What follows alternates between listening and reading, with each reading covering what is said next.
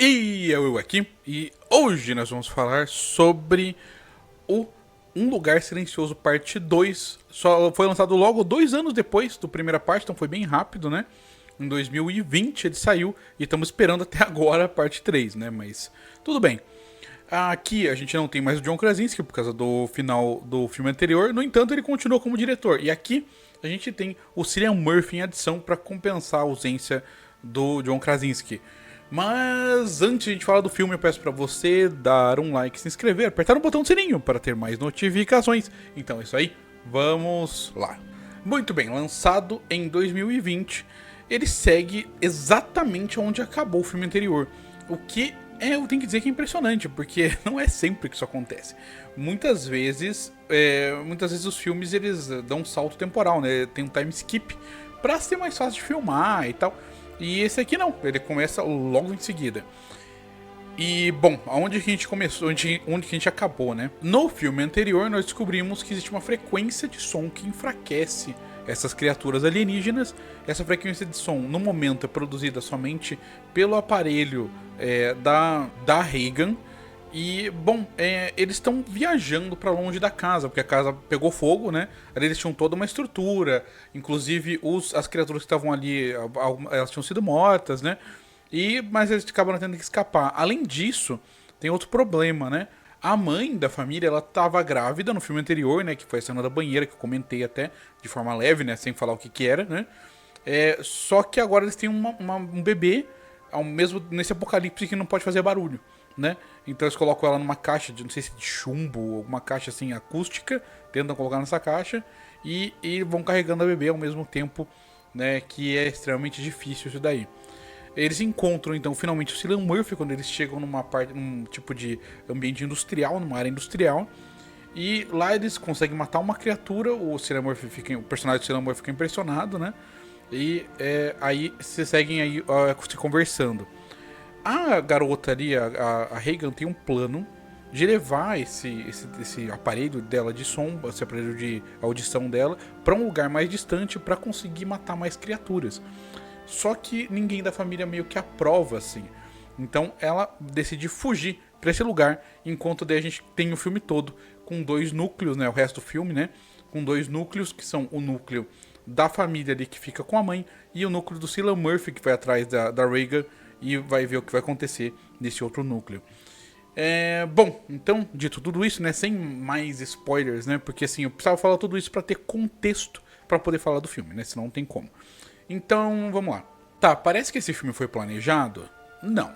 Tipo assim, tá pelo menos pra mim, a minha perspectiva. Não tô dizendo que não foi. Pode ser que, se eu for ver os extras do filme, pode ser que eu descubra que a produção de roteiro foi super planejada e tal. Pode ser que sim, mas pelo que eu vejo no filme, dá a impressão que esse mundo ele foi planejado só pra aquele primeiro filme, né? Aquele primeiro filme tinha um conceito muito específico e à medida que você vai avançando, vai criando mais filmes, a coisa vai começando, você vai começando a trabalhar a cabeça em coisas que começam a incomodar. Então, por exemplo, os aliens, eles não comem, por exemplo. E isso é muito estranho, sabe? Isso é muito esquisito. Pelo menos no primeiro filme e nesse aqui também. Então você começa a pensar esse tipo de coisa. Os aliens, eles abrem a cara pra escutar. E tal, então... Só que a habilidade de você usar a fraqueza deles é você poder fazer eles abrirem o rosto. Então, se eles já abrem o rosto pra escutar... E o que aquela coisa que é a fraqueza deles faz é abrir o rosto, por que você já não atira quando eles abrem o rosto normalmente? Não tem sentido, né? Se eles fazem isso o tempo todo. Tudo bem, eles podem se alertar pelo barulho do tiro, mas se você tiver a longa distância, né? A humanidade como um todo a longa distância, com rifles de precisão e tal, em algum momento vai acabar com todos esses bichos, então assim, não faz sentido nenhum. Né? E a humanidade é muito habilidosa numa coisa de escrotizar. Então, tipo, escrotizar esses bichos ia ser meia hora. Assim, eu diria que em menos de 2 semanas a humanidade já tinha acabado com todos. Mas tudo bem, né? Vamos partir daí da premissa do filme. Então a gente tem esses problemas aí. E claro que as criaturas aqui se tornam levemente menos letais do que no primeiro filme. Porque o primeiro filme era muito mais tenso. Aqui ele tenta colocar um pouco mais de ação, tenta variar um pouco mais as coisas. Ainda acho que é um bom uso das criaturas, assim. Porque a inconsistência delas é muito consistente, eu quero dizer assim, A inconsistência, eu quero dizer, de movimento. Então, por exemplo, são criaturas pesadas e que são muito rápidas, só que elas são pesadas. Então, elas vão agarrar uma coisa, a coisa quebra, elas caem, elas capotam. E esse tipo de coisa é muito bom porque faz com que cada perseguição pareça muito natural. É muito legal quando os filmes trabalham essa parte e a criatura não é simplesmente perfeita ou não é parada só por alguma coisa proposital. Aqui temos acidentes. Esses acidentes, apesar de você poder dizer que são conveniências, são naturais, fazem sentido, fazem parte ali do fluxo dos ambientes que estão acontecendo. Tá, e o personagem do Cillian Murphy, do Cillian Murphy, ele é interessante, que é a única adição, né, de personagem aqui realmente relevante. É bom, ele é o John Krasinski, só que é outro cara. Tipo assim, a diferença dele pro John Krasinski é que ele é um pouco mais rústico, assim, ele tem um pouco mais de medo. Eles tentam colocar um flashback para dizer que ele meio que conhecia já o pessoal, mas é isso aí. Ele não tem, digamos assim, nada muito elaborado assim em volta dele. Ele tá ali só pra substituir o personagem e fazer meio que o papel. Então, assim, ele também não é uma grande adição de personagem. Aqui não tem mais já tantos desafios de atuação quanto tinha no primeiro filme. No primeiro filme tem, como eu falei, a cena ali do parto, tem o final ali, o final do próprio John Krasinski, do personagem dele, do Lee. Então, assim, a gente tem essas questões, né, no primeiro filme, que aqui já não são mais tão questões, assim. Claro, tem os perigos e tudo mais, mas já não funciona como era antes. Aqui também a gente descobre que os aliens eles não nadam, faz sentido porque eles são muito pesados, né? Digitalmente, como eu falei, eles são rápidos, mas eles precisam de um chão muito firme para andar. Qualquer coisa já quebra com o peso deles, eles se estatelam. Então tem esse negócio aí. Aquele trabalho de som anterior continua sendo um trabalho muito bom, só que eu acho que não gera tanta atenção quanto no primeiro filme. Eu acho que o primeiro filme ele é mais elaborado nesse sentido, e como eu falei, até as atuações também são mais elaboradas. Isso, assim, não é uma culpa da direção, não é uma culpa exatamente dos atores, e sim que o roteiro ele tá dando sequência a uma coisa que meio que não tem sequência, entende? Pra você dar sequência daquilo, você já teria que ter planejado muito antes. E eu sinto que não é planejado. Pode ser que seja, e daí o planejamento não foi tão bacana, mas a princípio dá a impressão que não foi tão planejado assim as sequências aí dos filmes. Tanto que no próximo vídeo a gente vai falar do último, que na verdade é o primeiro tecnicamente, né? Mas tudo bem. A gente parte daí, né?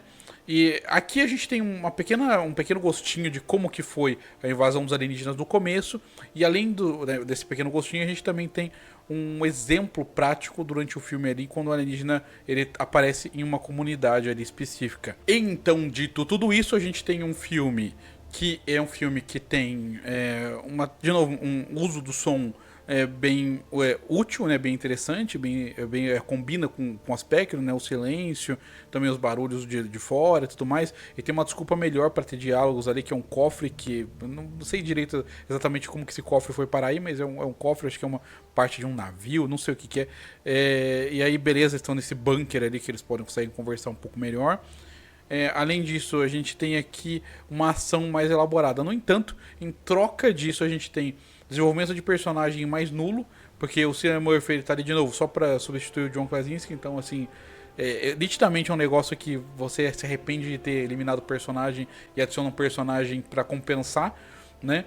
Outra coisa aqui que acontece é que, como eu comentei, as atuações aqui não tem tantas oportunidades de brilharem quanto no primeiro filme. Continuam muito boas, todo mundo vai muito bem, sabe? Só que não é tão brilhante, assim, não é tão estrondoroso quanto o primeiro, e também não é tão perturbador quanto o primeiro filme também. Um filme bem menos perturbador. Comparado ao primeiro, claro, não estou dizendo que é zero, mas é menos do que o primeiro. Né? Sendo um filme de terror, então é uma coisa importante aí pra se ter em mente. E é claro, né, que a gente tem um negócio que é um pouco mais clichê, digamos assim, do que no primeiro filme, que é o lance que é quase como se a garota fosse a escolhida que tá levando uma cura pro mundo, de certa forma. E, bom, é esquisito a humanidade não ter tentado coisas do tipo contra criaturas que o poder delas é audição, mas a gente ignora esse tipo de coisa em prol do filme, né? Isso é suspensão de descrença no caso. Então, tá. Então aqui a gente tem ainda continua com uma direção brilhante na movimentação dos monstros, como que você grava as cenas de ação, como que você coloca ali, principalmente, momentos ali que você vai utilizar o som para isso, né? Para você criar tensão.